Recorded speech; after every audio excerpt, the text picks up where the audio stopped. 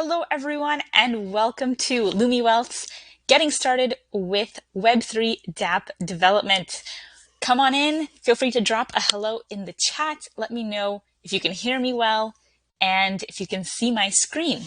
In the chat, you can also find the slides for tonight. You can follow along by watching the screen or by going to the slides where you can read all about tonight's agenda and save the presentation. So welcome everyone. Tonight we're talking all about Web3 and how to build decentralized apps. So here's what we're talking about tonight. First, we're going to introduce Lumiwealth and get to know some of you on the call. Then we're going to cover 4 main topics introducing the Web3 world and dApp development. We're going to talk about what is web development, how do you build decentralized apps, and what is Web3? Maybe you've heard some of these keywords being thrown around, and tonight we're going to demystify a lot of these popular topics.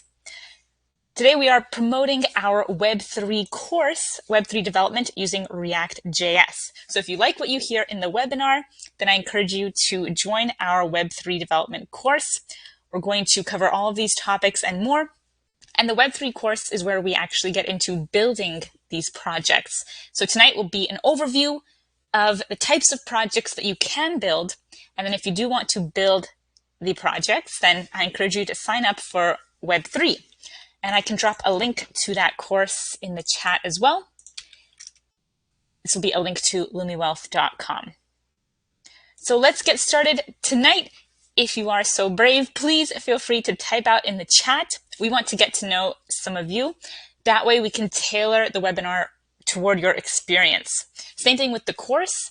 We make sure to tailor the course toward the students. So please let us know, what is your current job? Do you know how to code?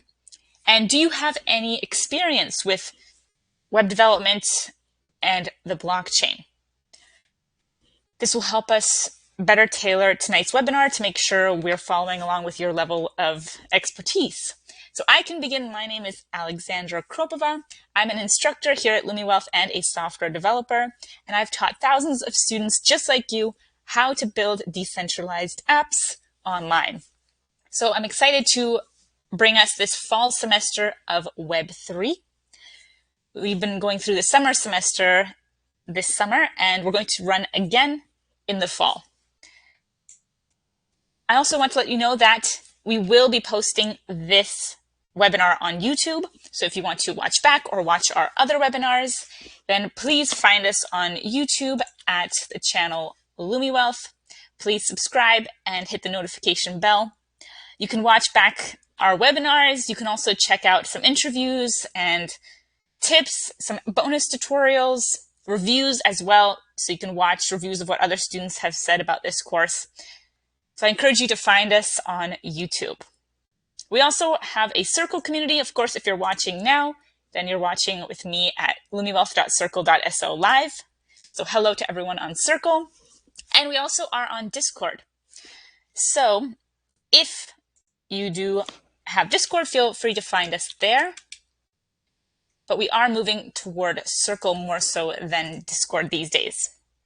And please ask questions anytime. We're happy to clarify any concept or talk slower, faster, whatever you like.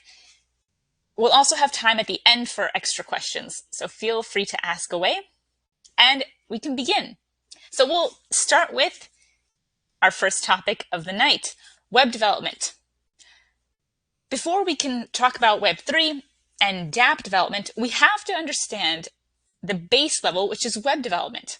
Because to build a decentralized app with Web3, you have to first build a website, or at least something similar to it. Because then a decentralized app will just add another layer on top of a website. So first, let's talk about, how do you actually build a regular website? And in our course this fall, we're going to begin our 10 weeks of learning just how to build a regular website. And then we're going to quickly learn how to add on top of that to make the website into a decentralized website. But before we can do that, we have to build a regular website. So these are the 4 most popular tools for building a website. And these are 4 tools that we will use a lot in our upcoming course, Web3. So let's talk about these 4 tools that you will learn in the fall semester: HTML, CSS, JavaScript, and React. You're going to learn a lot of different programming tools in the course, and these 4 especially. Let's begin with HTML, first on the list. This is the first tool that you can add to your resume once you've gone through our course. HTML is the first language, it's a markup language that every web developer learns how to use. So it's not technically a programming language, but it is similar. It's a markup language. That means it's for marking up or for writing out some specific type of document. In this case, it's for writing hypertext. Therefore, we have HTML, hypertext markup language. And hypertext allows you to build the structure of a website. So to build any website out there, whether it's this website that I'm using to show these slides, or whether it's Circle or Lumiwealth.com, every website at its base will have HTML because at its base structure, it will have hypertext. HTML, we have to learn because it allows us to actually put elements onto a web page. Just like if I want to write an article or write a book, I would write it as a text file or maybe a Word document. And I have to write with English or whatever language I'm using to write my text file. And then I would save the file as .txt or .word. Same idea here. You are using a language, but this time it's not English, it's hypertext markup language, HTML. And you're going to use that language to write something, and then you will save the file. The file type will be HTML instead of something like a PDF or a JPEG. Its type will actually be HTML. And these files, HTML files, they make up the entire web. So every website at its basic structure, it is an HTML file. That's how you can see it on your browser because it's rendering the hypertext. So that's the first tool that we will learn how to use is HTML. That way we know how to build a simple website and to put elements onto a site. So if we want to build any website from simple to complex, it will involve some use of HTML in it. For example, if you want to build out an NFT marketplace, you have to use HTML or something similar, like a framework built on top, like React, which we'll talk about next. But you have to build out what page elements you want on the website. Like, do I want to have images? Do I want to have buttons? Do I want to have a menu? To actually put those onto a web page, we need to use HTML. That's why we're starting with learning HTML. The second tool that we will learn in our fall semester is CSS. We won't cover CSS too much. It will be a brief coverage because CSS is for styling a web page. So if you want to position items or change the size, change the colors of your web page, add padding, change the alignment, change the font family, all of that you will do with CSS. You can also use other options, but CSS is the most common. So we will learn CSS because it does come up again and again whenever you build websites or dApps. So we will spend our first week looking at HTML and CSS, as well as JavaScript, which we'll talk about next. But HTML and CSS, those are the 2 basic tools that you need to build a website. You need to list out what page elements do you want on the website, and then you need to add styling to make your website look better. So every web developer, whether they are a dApp developer or a regular web developer, they all start by learning HTML and CSS to build a simple website. And we're going to do the same thing in our fall semester. And then we'll quickly add on top of our knowledge every single week. So once we know the basics of building a website, we can then start to add more complexity to the website. With HTML and CSS, we could build a website that is quite simple. Maybe it would just have some text, some paragraphs, it could show information, it could show some images, but it can't do much more than that. If you want to build a more complex site, like one that allows for interaction with users, then we have to add what's known as JavaScript. And before we dive into that, we have a question from the chat. Robert says, I know some HTML, CSS, and basic JavaScript. How useful is Web3 with all of this? So for Web3, which we'll talk about coming up, when you use Web3, you're combining a regular website with the blockchain. And we'll talk about how that works shortly. So right now we're on the regular website part. And then we'll talk about how can you incorporate the blockchain into a regular website. So that's how the two tie together with Web3. So first we're covering how do you set up a dApp, just the app part, and then how do you add the decentralized part we'll talk about next. Great question. All right, so we talked about HTML and CSS. Next, JavaScript. So if you want your website to be interactive, so if you want a dApp that allows users to click a button to buy an NFT or sell an NFT, or if you want them to click a button to trigger some action on the blockchain, or you want to enable users to make a payment with cryptocurrency, if you want that kind of user interaction with your website, then you will have to use another tool in your website, and that's known as JavaScript. JavaScript is a programming language, and we're going to use JavaScript for almost all of our 10 weeks. So we will use JavaScript a lot. JavaScript is a very popular programming language. About 97% of websites use JavaScript. And that's because JavaScript allows you to power websites. So websites can have functionality. So if we want to build a dApp that allows for users to perform actions like interact with a database or interact with a smart contract, any kind of interaction like that, we need JavaScript. We cannot do that with HTML and CSS. All of these tools, they have a different specific purpose. So we have HTML, we have CSS, and then we have JavaScript. So we will learn how to code from scratch in this course with JavaScript. We'll start off with simple concepts like variables, functions, and then we're going to add more and more to our knowledge every single week. So every week we will build more and more advanced projects. If you do have some coding experience, maybe some JavaScript experience, as well as HTML, CSS, that will help you out with the course. You'll be able to build the first projects a lot faster. So it will give you a leg up, but we will advance our knowledge every week. And we'll add, of course, the decentralized layer coming up next. All right, so in our first week, we're going to cover HTML, CSS, and JavaScript. So we'll have a crash course of how do you build a regular app. Then we'll move into how do we connect that regular app to the blockchain. So pretty quickly, by week 2, we'll already start building out our dApps.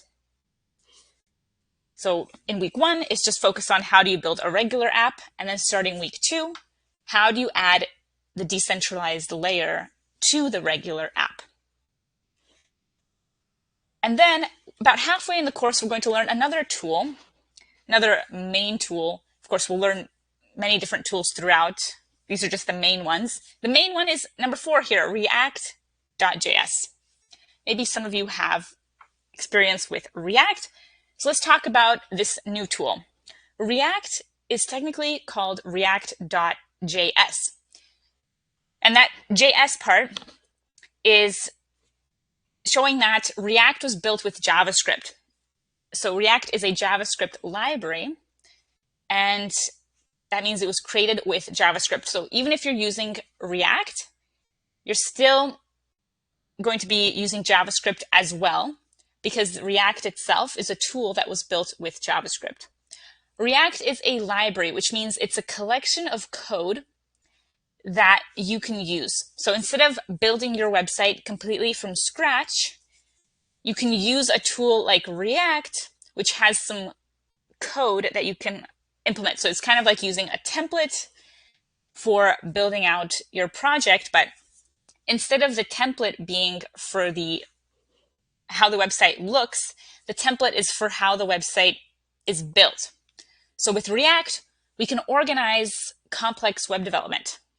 So if you want to build a complex dApp, like maybe you have 100 pages in your dApp, or you have, let's see here, many different, mostly it's about pages, or maybe you have many different user interfaces or different sections of the app. Anything more complex than a profile page should use a tool like React.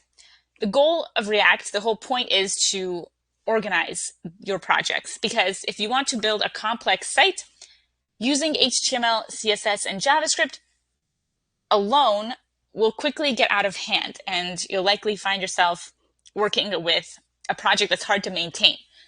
So we still need HTML, CSS, and JavaScript, but on top of that, very often we add this extra tool for building websites known as React. So it's just a different way of structuring your code behind the website. So instead of just having the code be HTML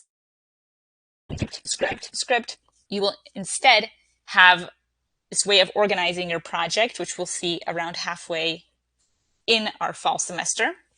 So that way we can build more complex dApps, because we'll be better organized with the structure of our code. So with React, we'll be able to organize complex websites with user interface components. So with React, you can reuse components of your site. And this makes it a lot easier to manage the site, to send data around the site. And in general, learning a tool like React is almost required these days to be a web developer, because almost every company that you're working for will use React or something similar.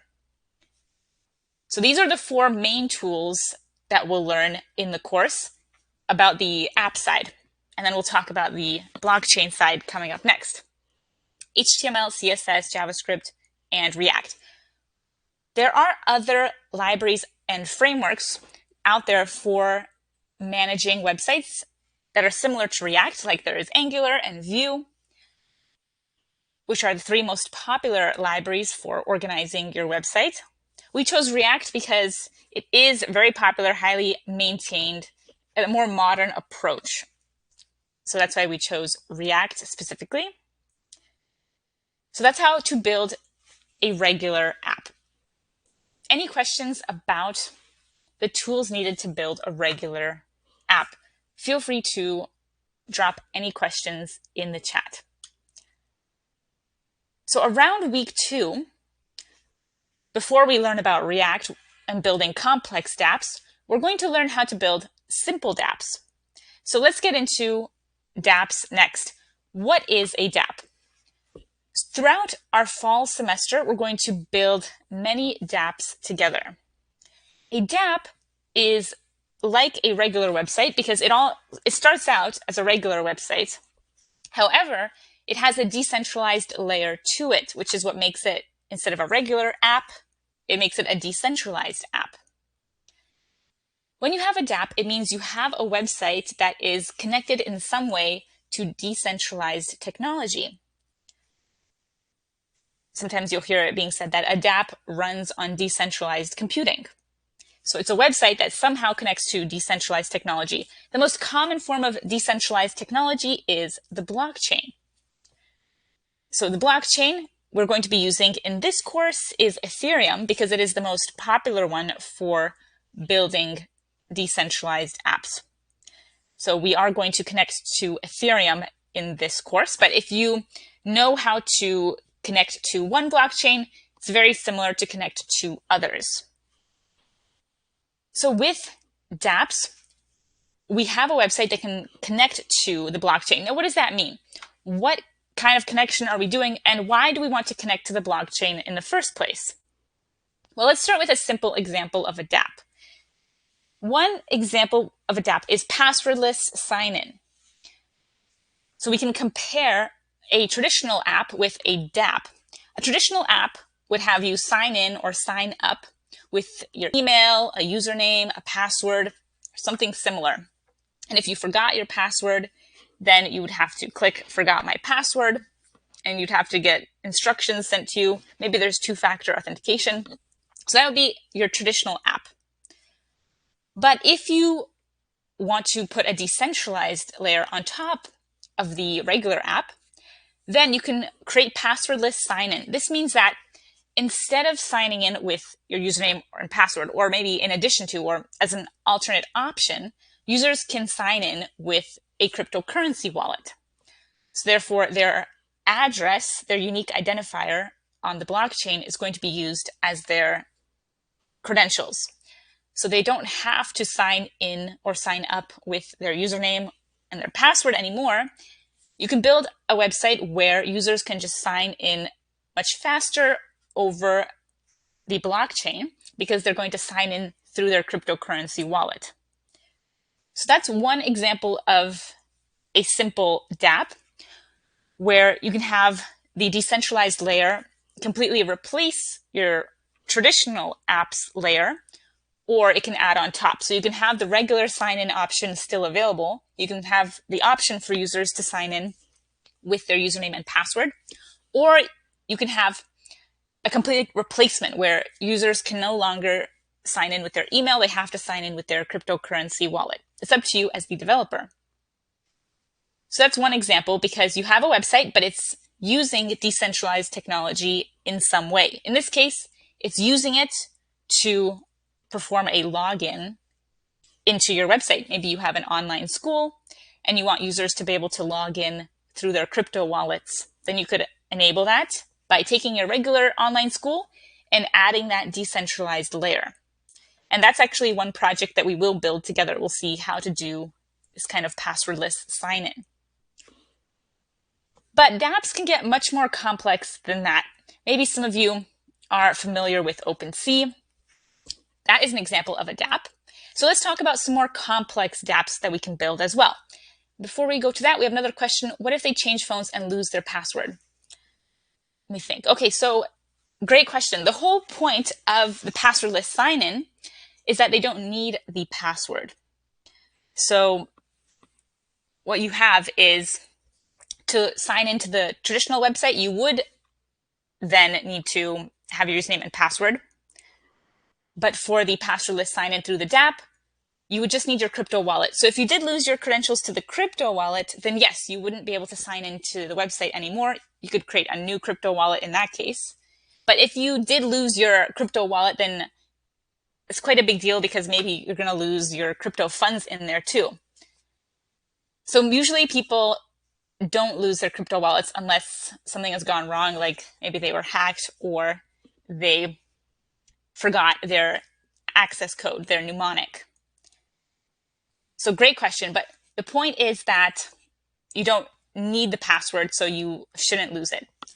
So the only instance where you would lose your password is if you lost your crypto wallet, which I hope that doesn't happen to any of you.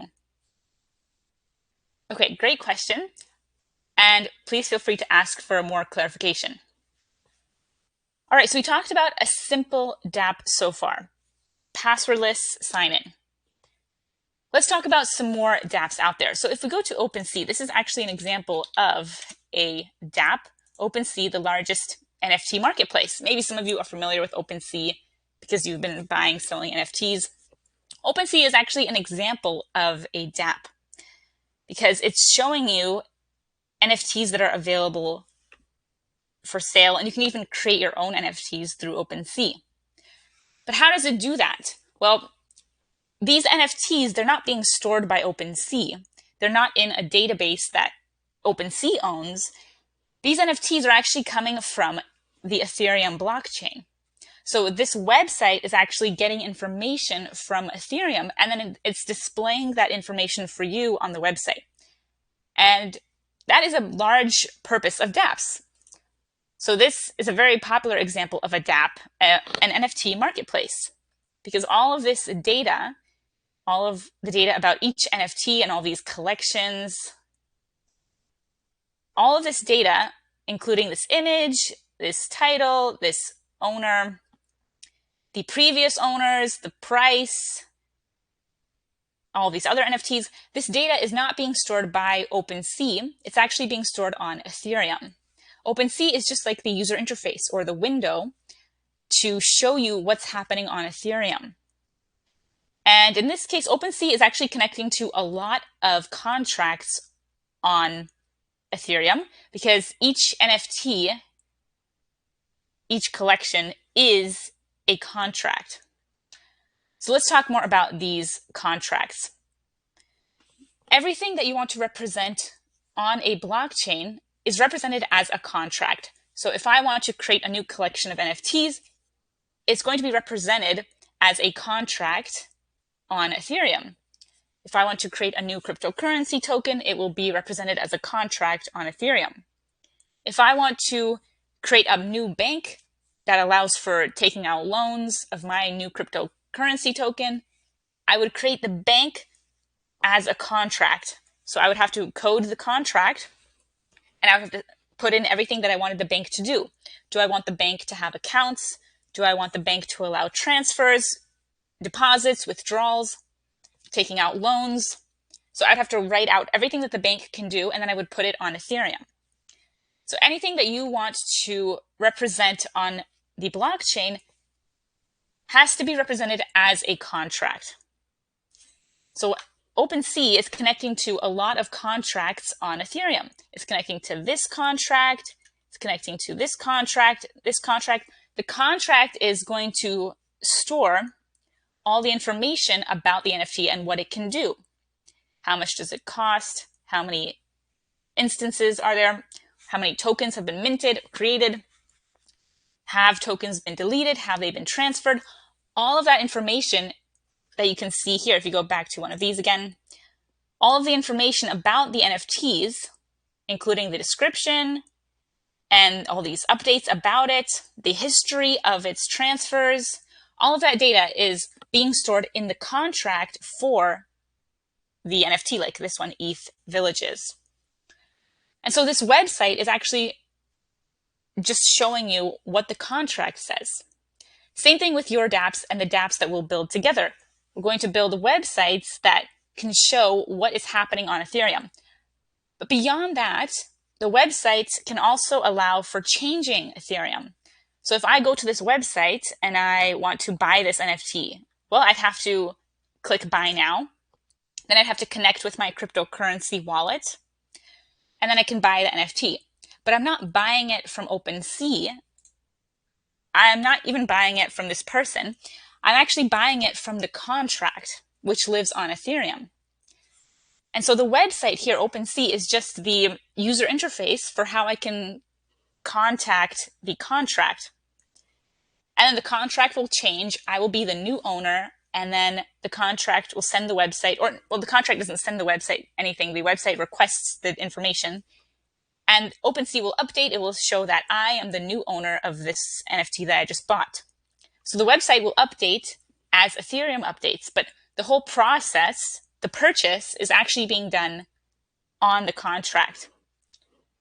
Now you could just go to Ethereum directly and you could buy the NFT directly from the blockchain. The reason that we have websites is because it's a lot easier to make these purchases and these interactions through the website, because anyone almost knows how to use a website, but there's a higher learning curve to go directly to the blockchain itself. And so that's why we have these dApps like OpenSea.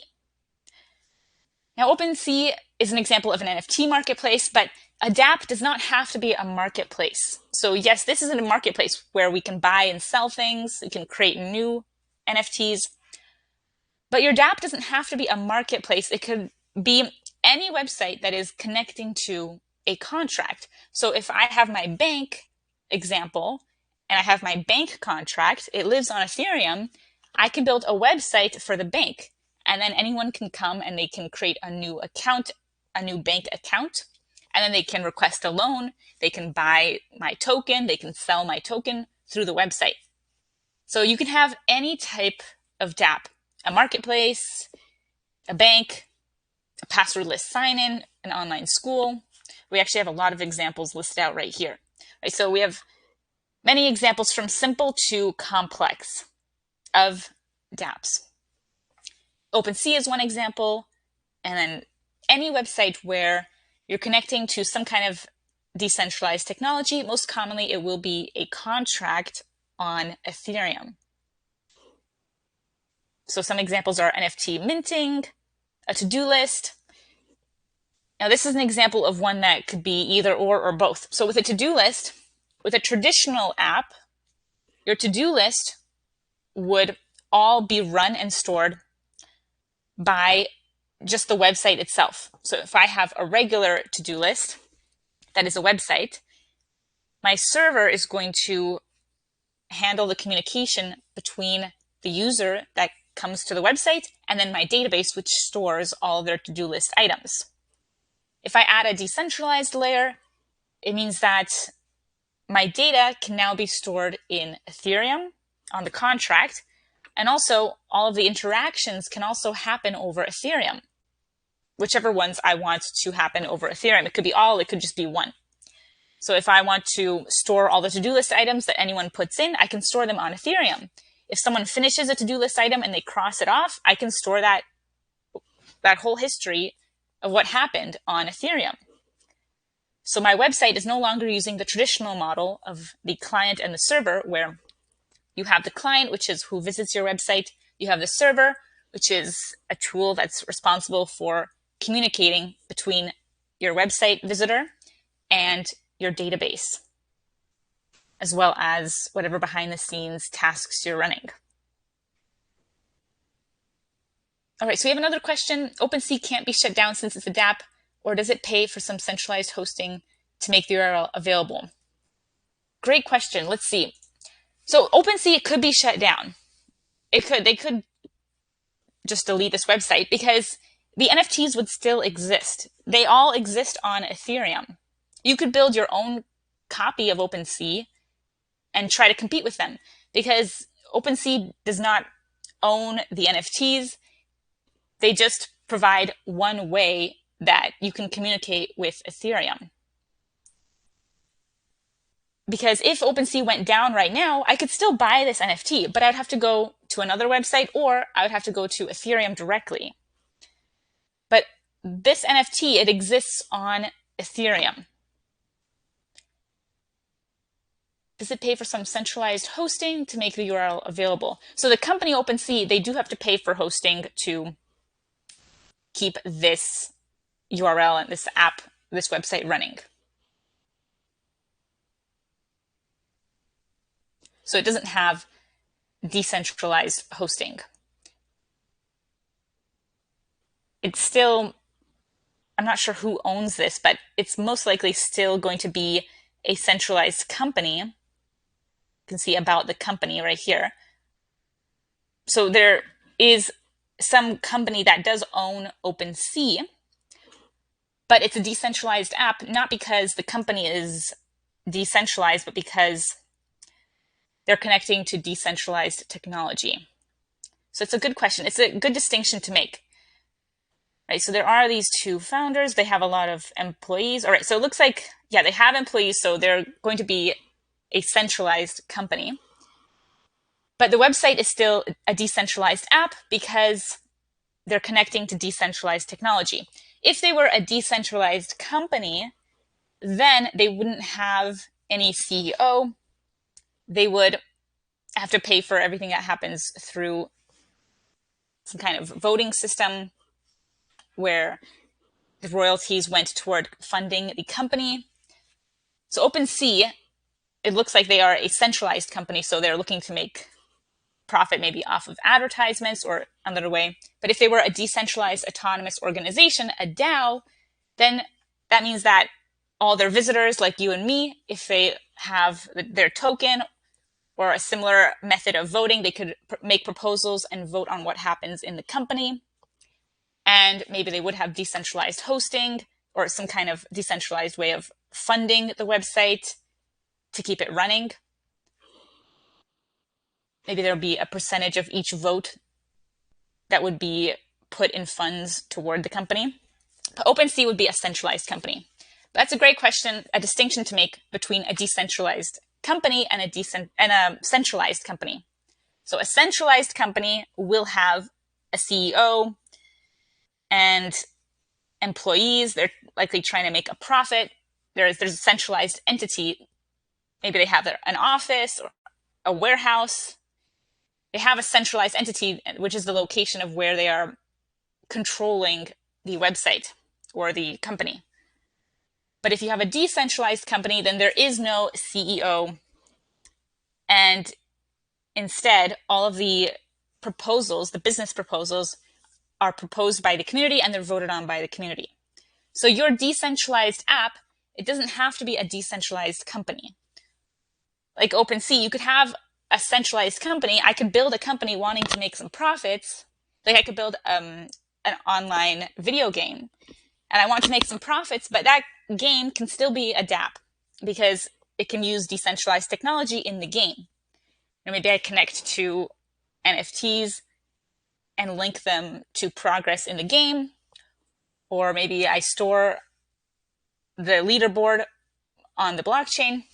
So I can still be a centralized company. I can be the CEO of my website, but then my website can be decentralized. All right, great question there. So some more examples. You can track your business on Ethereum, track maybe shipment in a logistics company. You can store data and history on Ethereum. Back to the video game example, if I wanted to have my leaderboard of my top 100 players being stored on Ethereum, I can do that. I would have to write a contract, put it on Ethereum, and then my video game, which could be a website or it could be maybe just an app running on mobile, something like that. My website would be the dApp, and it's connected to the contract that I made on Ethereum.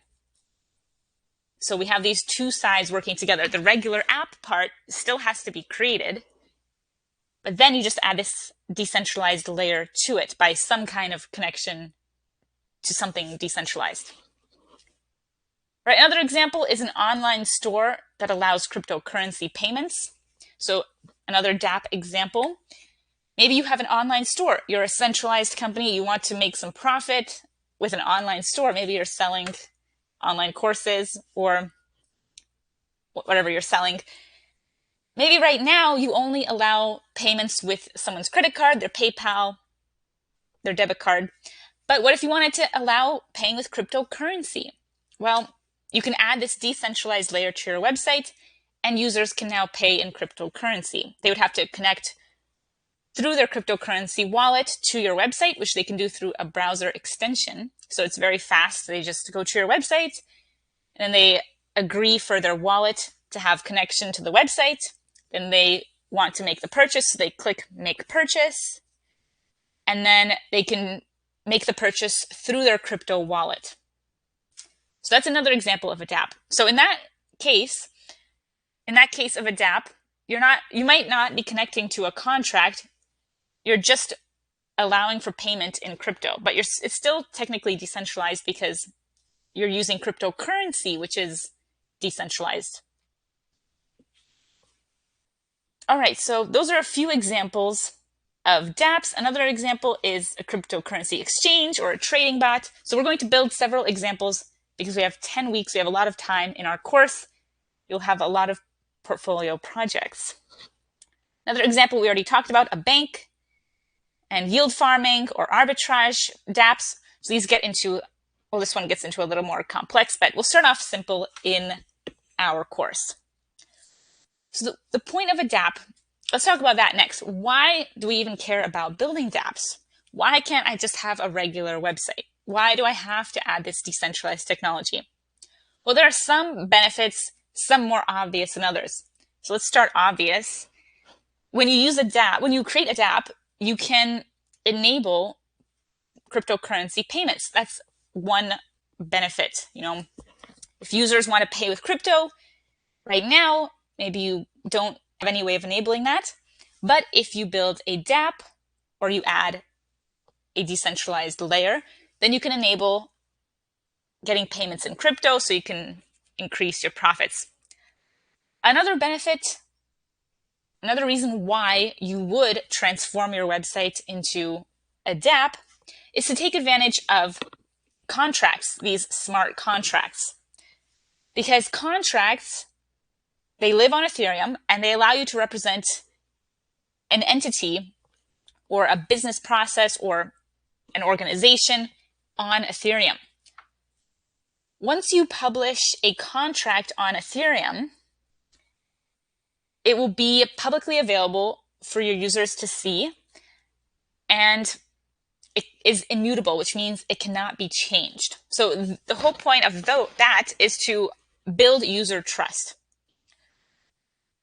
When you write a contract, users can see exactly what is in the contract.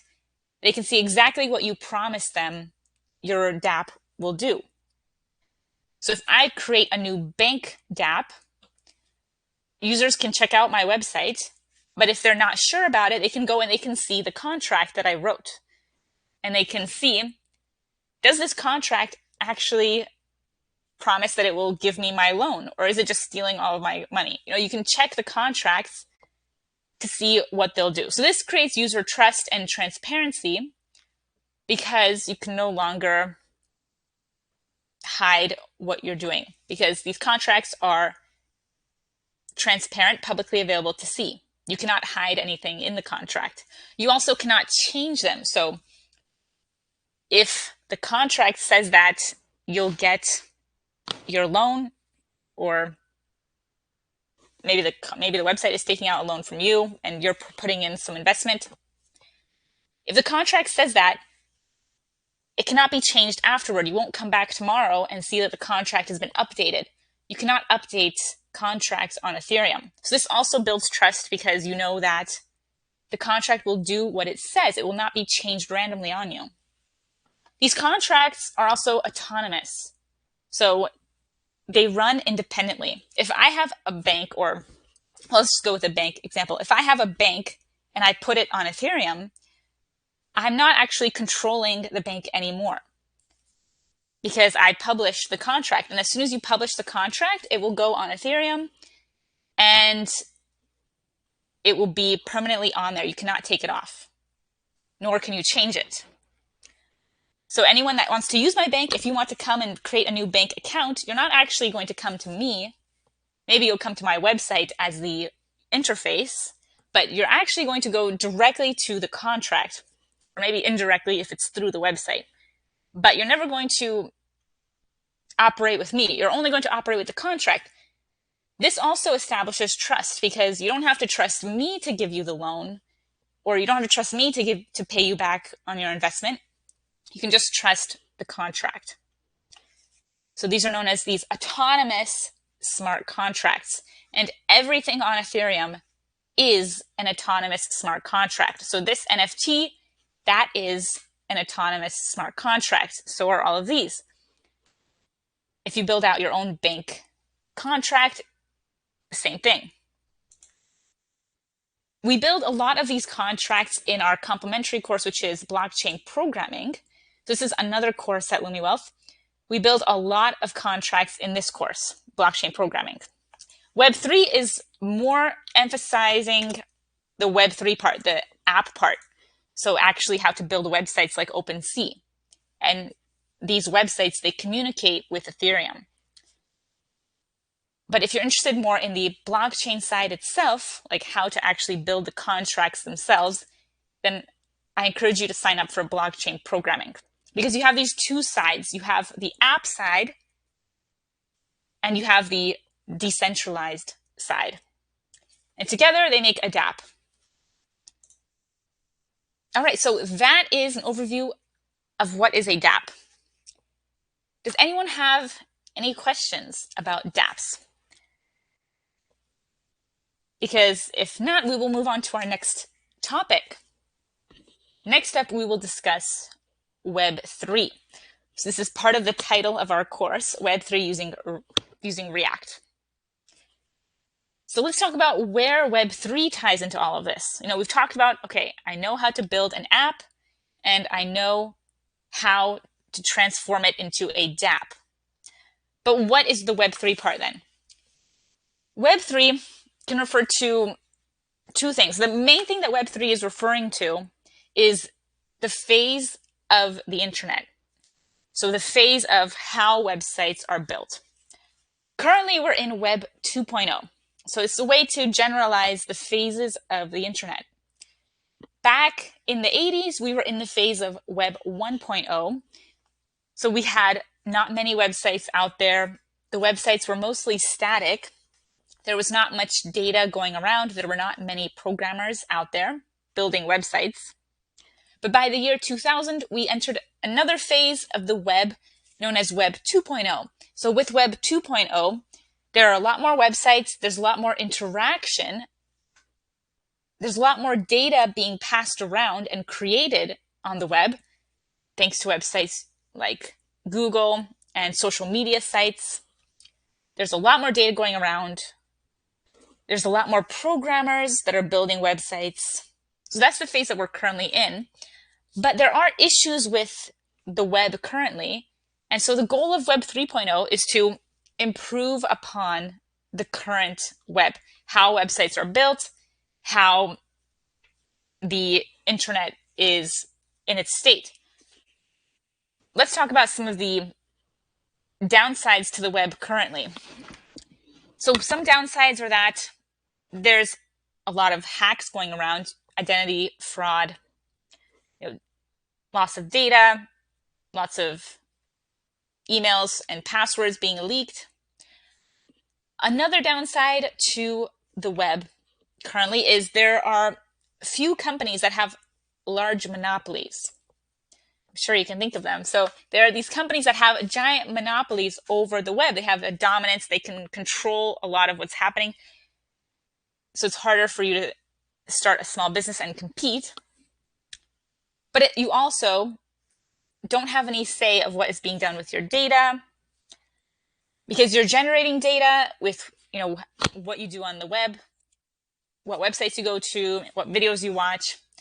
You're generating data, but you're not owning the data you generate. So there's tons of negative aspects to the web currently. It's not a perfect web. So the aim of this next phase of the web is to improve upon some of those issues, with lack of data privacy, lots of fraud happening as well, and these centralized entities that have large monopolies. And it's hard for you to have a say in these companies. These companies have billions of users, but their users don't have much power in the company at all, really. So the goal of Web 3.0 is to improve upon some of those issues. So how does it do that? Well, the main way currently that Web 3.0 is being implemented is through decentralized apps. So you can see it in this diagram here, where with Web 3.0, we have more decentralized computing, more decentralized websites. Because when you have more decentralization, this means that you can have a lot more transparency in what happens with your data. You have fewer companies that have monopolies because you have more decentralized companies and decentralization in how the companies are being run. And you can take advantage of smart contracts. Remember, the contracts that are transparent and they're autonomous, all those benefits of the contracts that are immutable, they cannot be changed. All those benefits are what aim to improve the web. Another benefit of Web 3.0 and using decentralized technology is to reduce the number of hacks and fraudulent transactions that are happening. Because with a regular dollar that you spend online, or well, technically it's online, but even in the store, in person, if you're spending a regular dollar, it's much easier to counterfeit the regular dollar online because of the double spending problem in computer science, where I can send you a copy of a funny image, I can text it to you and you can have that copy, but I cannot do the same thing with money, because then I just sent you a copy of some money. So I just technically counterfeited the money, because now I have a copy of it and you have a copy of it. So I just doubled the money. So this is the double spending problem in computer science. And problems like that, they can, and they do lead to counterfeit transactions, fraudulent transactions. And of course, there's hacks involved too that can happen. So the goal of Web 3.0 is to use cryptocurrencies to reduce the fraudulent transactions. Because with the invention of cryptocurrencies back in 2008, we also solved the double spending problem in computer science. Because every blockchain, like Ethereum, it will track its cryptocurrencies. It will track who owns which cryptocurrency, or even fraction of it, at any time. This makes it a lot harder to counterfeit it because it's being tracked by the blockchain. So that is another benefit of Web 3.0. Because with the regular dollar, we still have the double spending problem, but with cryptocurrencies, we actually solve that problem. This problem of how do you prevent fraudulent transactions through copies of money, money being copied, and money technically digital money in this sense. So that is Web 3. So when you hear Web 3, now you know it's referring to this generalized next phase of the web. And currently, building dApps is the main way that we are building websites for Web 3. But I expect in the future there will be more ways as well, more tools that will come out. But currently, building decentralized apps is how all these issues are proposed to be addressed. So that's why you see different companies implementing dApps and contracts, maybe many financial companies especially you've seen, mostly due to reducing fraudulent transactions.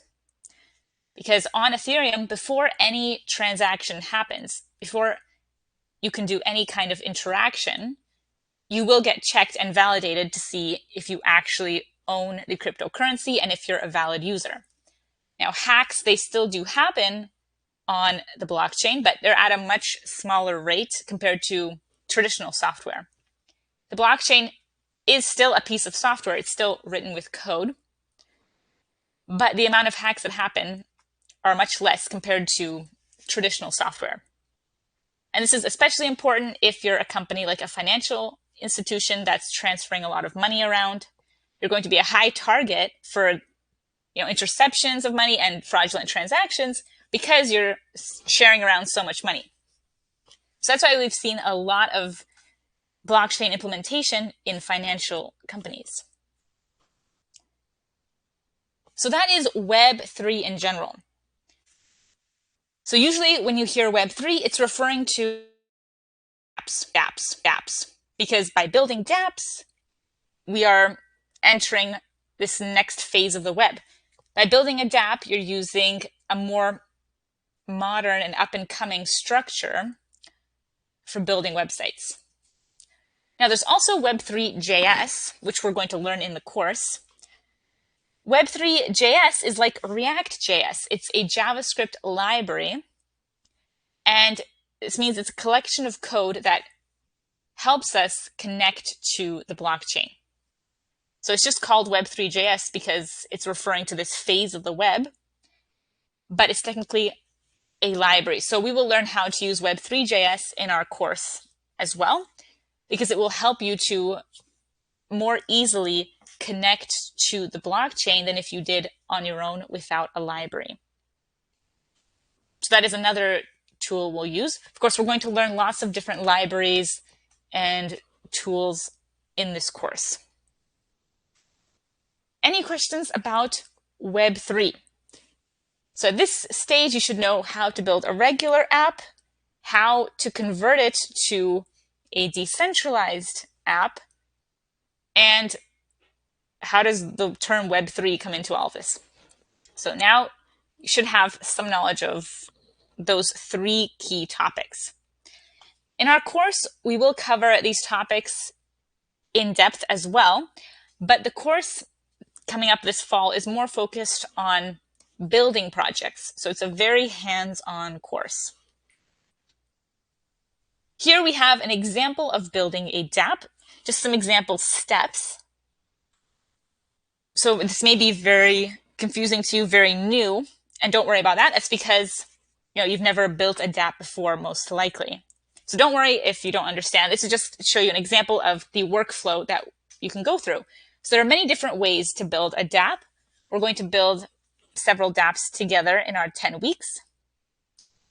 And so this is just a sample workflow. So as you can see, we're going to learn many different tools, and some of them are general to programming in all types of software development, dApp development, web development, generalized software development. And some of these tools are going to be blockchain specific and dApp specific. So we're going to learn a huge range of tools in this course.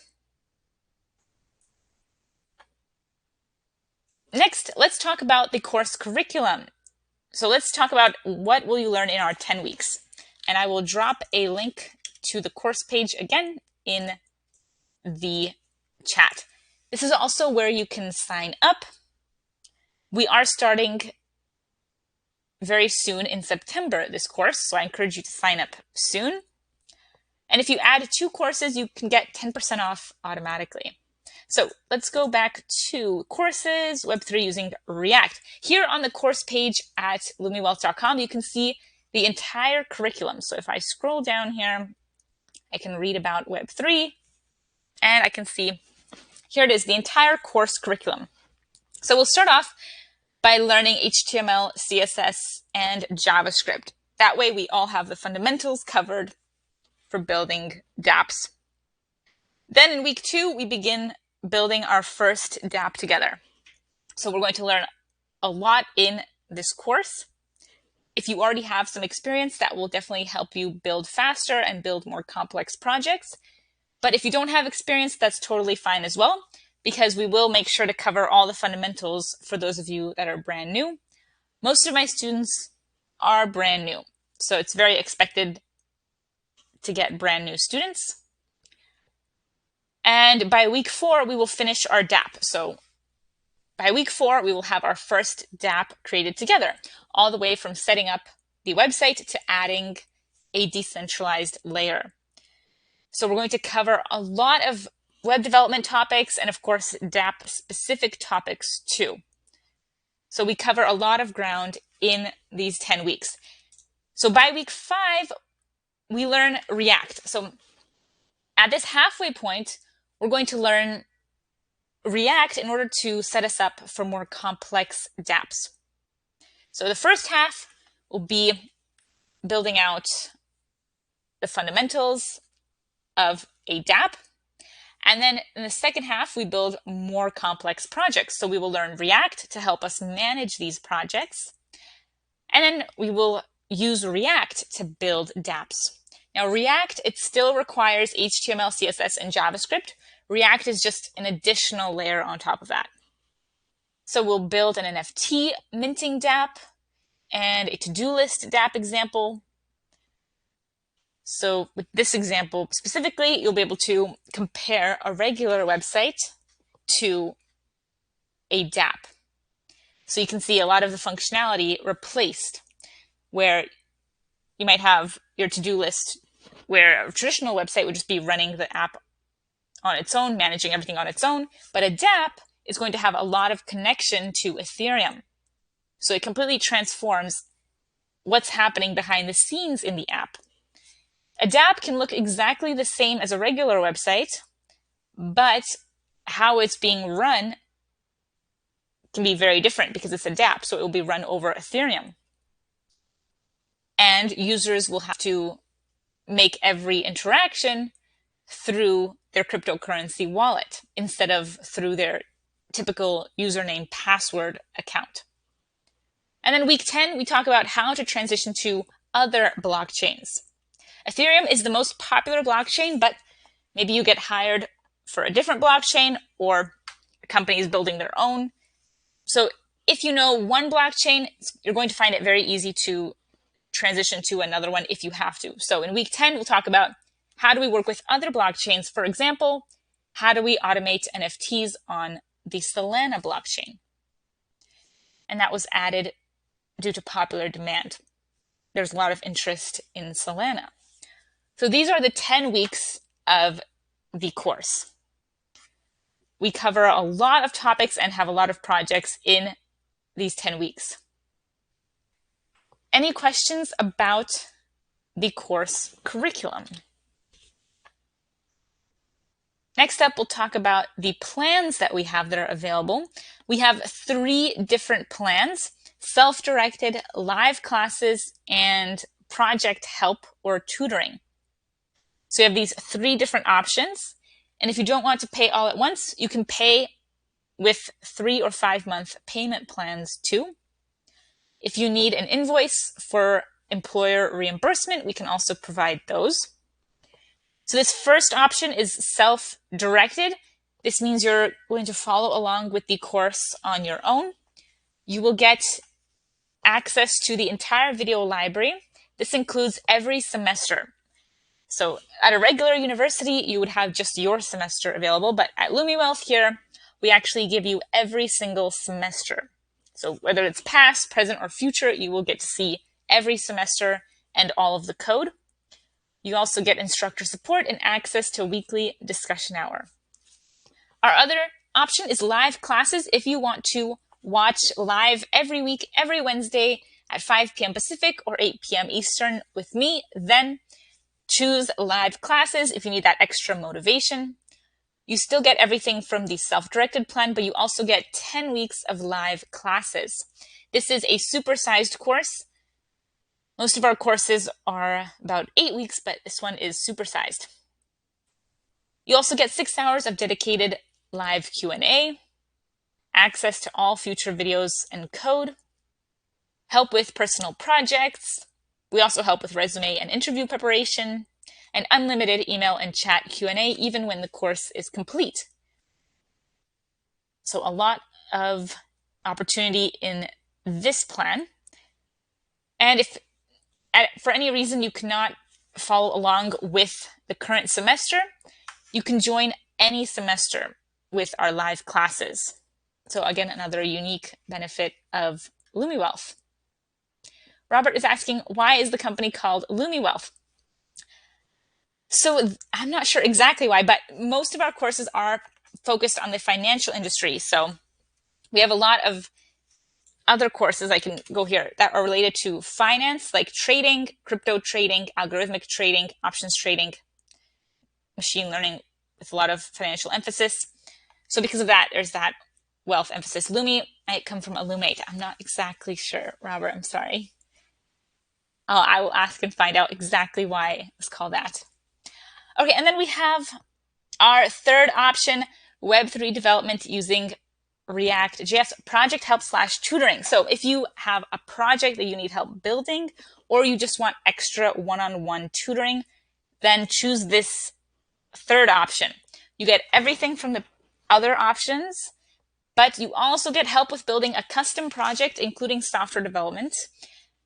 And you get 10 hours of one-on-one video sessions or software development time. So if you do need that extra tutoring or help with starting a business, starting a DAO, building a project, then select that third option. So with any of these, you can click add to cart or select options. For the live classes one, we currently have one option right now, the fall option, but we are looking into winter soon. So our next fall semester will begin on September 7th. So very soon. I encourage you to sign up soon before registration closes in just a few days here, just over a week. And the course length is 10 weeks, excluding any holiday break. The effort varies on what you want to get out of the course. What are your goals? So if you want to just watch along every week for 2 hours, maybe ask a few questions, that's totally fine. You can just watch along. But if you want to maybe get a job as a dApp developer, or you want to grow your portfolio, maybe get a promotion or start a new company on the side, then you will need more effort to follow along. So it depends on what your goals are, and we would like to know what your goals are. If you're be happy to share anytime, we'd be happy to help give you any kind of personalized advice or curriculum help for your specific goals. There will be optional homework and projects every single week, but again, you can just watch if you don't want to follow along with that extra effort. But if you do, then we have a lot of extra work that you can do every single week to grow your portfolio even more. And the class meets every Wednesday at 8 p.m. Eastern or 5 p.m. Pacific. So Wednesday evenings, if you're in this area. Of course, if you're in any plan, you can also just watch at your own time. So if you cannot make the live class, you can watch at any time on your own. If maybe you get a new job in the middle of the semester and you cannot watch any more live, then you can easily join next semester anytime. That's totally fine. And we will meet for 2 hours every week over Zoom. So if you want to purchase a course, you just click select course. This will take you to the cart. Here you can pick one course. Okay, so I already have 2 added. I'm just going to change that to 1, update it for the live classes. You can also add another course at any time. So you can add it down here in the recommended, or you can go back to any course page like blockchain programming, okay, and I can add it to my cart. So here I can add Web3, update my cart. So anytime you can add a new course to your cart from any page, or you can just add it here from recommended. So I'll click add to cart. There we go. You'll automatically get a 10% discount if you have 2 or more courses in the cart. And then to proceed, you just proceed to checkout, and this will take you to billing and shipping. If you want to pay with a payment plan, you can also do that here. You just select payment plan, and you can choose if you want to pay with a 3-month payment plan or a 5-month payment plan. And again, if you are interested in invoices for professional reimbursement, maybe your employer has availability for reimbursing you for all or part of the course as part of professional development, then we can provide you with invoices anytime. Right, so then I can choose my payment method and place the order. So that's how you can enroll. By enrolling, you will get an account at lumiwealth.com if you don't have one already. And in your account, you can access the course. You can see the entire history of the videos and the code, the presentations. And if there are any new videos, they'll be added every single week. And if you want to watch live, you'll also get a link to join live. So that's how you can access the course. If you have any questions about the course, you can email us anytime, and you can even book a call with us if you want to ask questions over the phone. I'll drop a link to that URL. If you have any more questions about the course, be happy to answer over the phone. You can book a time here in this Calendly to chat. But remember, registration will close on the 31st. All right, so that is how you can enroll in this course, Web3 Development using React.js. Does anyone have any questions at this time? I'd be happy to answer any question about dApps, Web3, contracts, Ethereum, Lumiwealth. So feel free to ask away. You can also message us anytime on Discord or Circle. So if you have further questions any point throughout the week, maybe you remember it as soon as the stream ends, then you can go to lumiwealth.circle.so. You can send us a direct message or you can ask in a public post. Please feel free to make public posts anytime at lumiwealth.circle.so. Robert is asking, can we use these skills for Polkadot too? So let's go to Polkadot blockchain. Right, let's see. Open source blockchain platform and cryptocurrency. Polkadot is not directly tied to Ethereum, but a lot of these skills are easy to transition to another similar blockchain. So we won't specifically cover Polkadot in this course. We won't specifically build any contracts for Polkadot, but we are going to cover blockchains in general. So Polkadot will still have very similar structure and same kinds of topics and code that will come up. But no, we will not specifically use Polkadot. But if we get a lot of requests, if there's a lot of interest in Polkadot, then we can add it to the curriculum, which is what we did with Solana. So if you would like to propose a new topic, please feel free anytime to recommend topics. We'd be happy to look into topics and add them if they are by high demand. Robert is asking, Solana had some security issue recently. Does it have a future? I think it was having congestion issues too. Let's see. With Solana, I'm just going to look it up for visual purposes. So we will cover Solana in week 10 of our course because by popular demand, there was interest in Solana, another blockchain similar to Ethereum. One benefit of Solana was to actually improve upon congestion issues. So I'll have to read more about exactly what issue they're having lately. The reason that we're interested in Solana is because of their NFT automation. So that's why it has a lot of interest around it. So I don't know if their security issue was concerning their NFT automation system. That might be at a different part of it. So I can definitely look up what their security issue and congestion issue was, but I don't think it was related to the Metaplex Candy, which is their NFT automation system. Let's see here. Go to this link.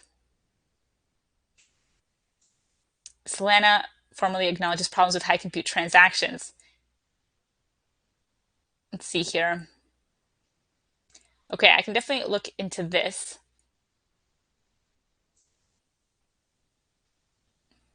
Yes, with every blockchain, there will definitely be some issues like this.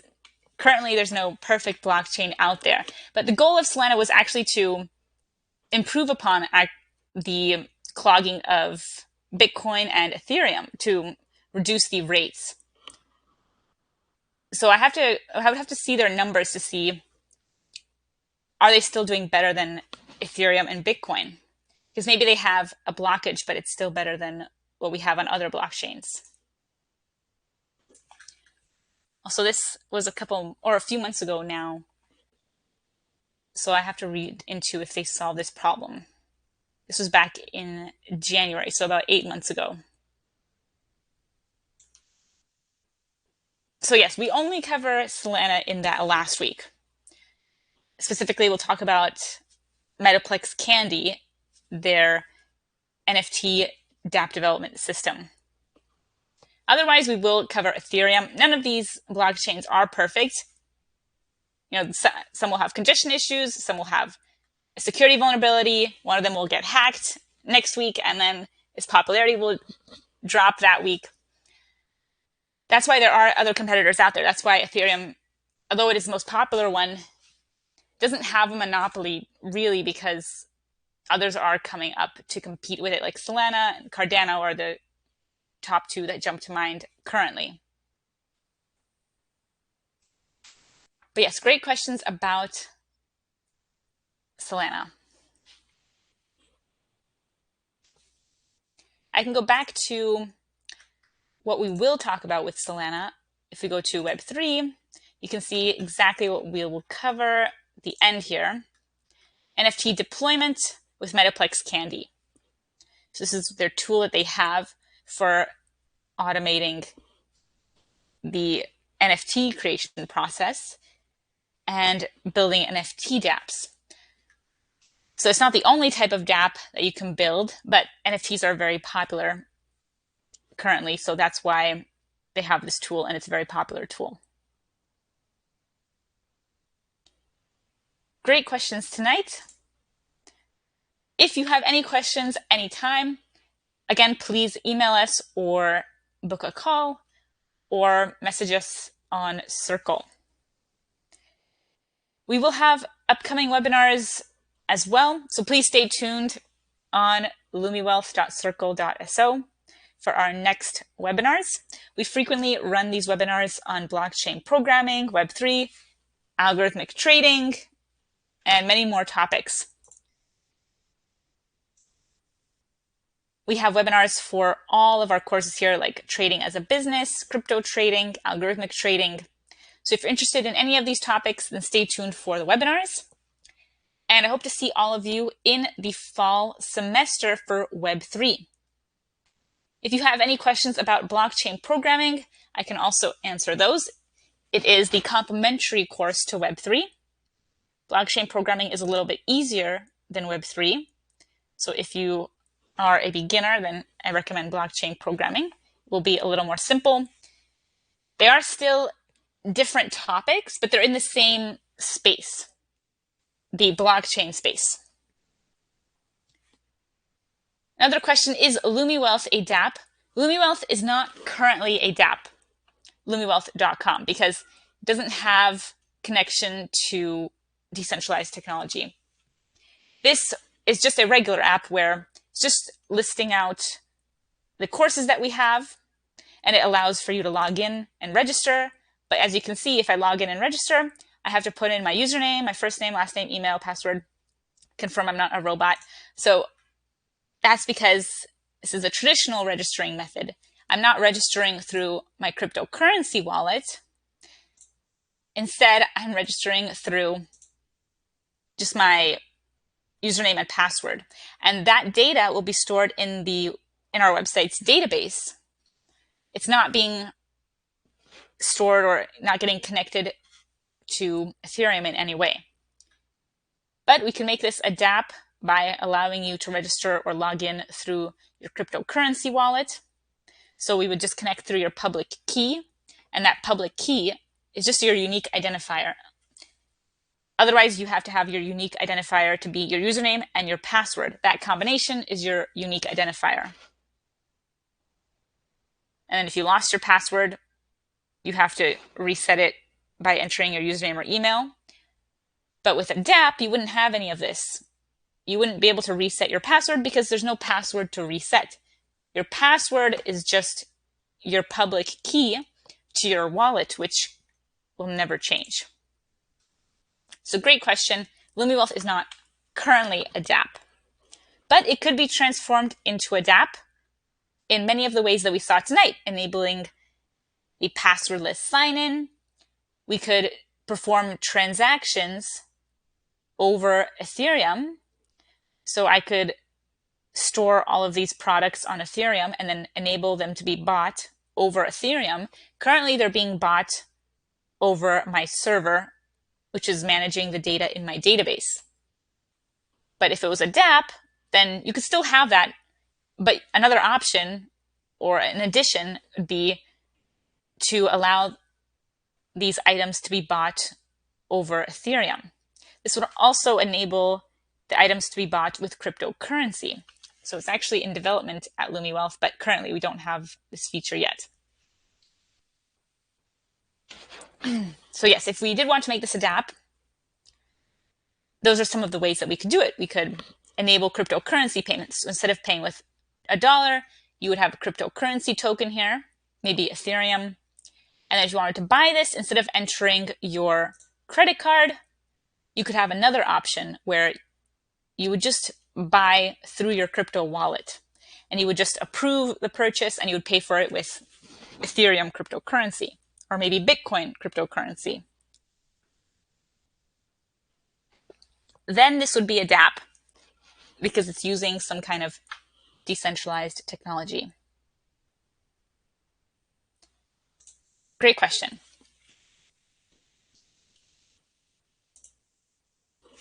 All right, if everyone is happy, then we can feel free to leave at this time. And I hope to see you this fall for our first week of Web3 using React. And if anyone has any other questions, please ask us anytime. We're always happy to help at Lumiwealth. So thank you all for joining me for tonight's webinar. This has been Getting Started with Web3 dApp Development. I've enjoyed spending time with you all today, and you had some great questions, really made me think, especially about our name, Lumiwealth. So thank you so much, and I will see you in our next webinar or in the fall.